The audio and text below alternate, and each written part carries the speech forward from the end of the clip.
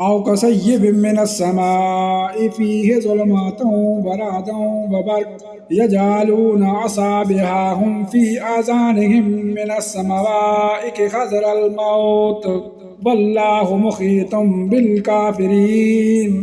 یا آسمانی برسات کی طرح جس میں اندھیریاں اور گرج اور بجلی ہو، موت سے ڈر کر کڑاکے کی وجہ سے اپنی انگلیاں اپنے کانوں میں ڈال دیتے ہیں، اور اللہ تعالیٰ کافروں کو گھیرنے والا ہے۔ یکاد البرق یخطف ابصارهم كلما اضاء لهم مشوا فيه وإذا أظلم عليهم قاموا ولو شاء الله لذهب بسمعهم وأبصارهم إن الله على كل شيء قدير۔ قریب ہے کہ بجلی ان کی آنکھیں اچک لے جائے، جب ان کے لیے روشنی کرتی ہے تو اس میں چلتے پھرتے ہیں، اور جب ان پر اندھیرا کرتی ہے تو کھڑے ہو جاتے ہیں، اور اگر اللہ تعالیٰ چاہے تو ان کے کانوں اور آنکھوں کو بیکار کر دے۔ یقیناً اللہ تعالیٰ ہر چیز پر قدرت رکھنے والا ہے۔ یا ایھا الناس اعبدوا ربکم الذی خلقکم والذین من قبلکم لعلکم تتقون۔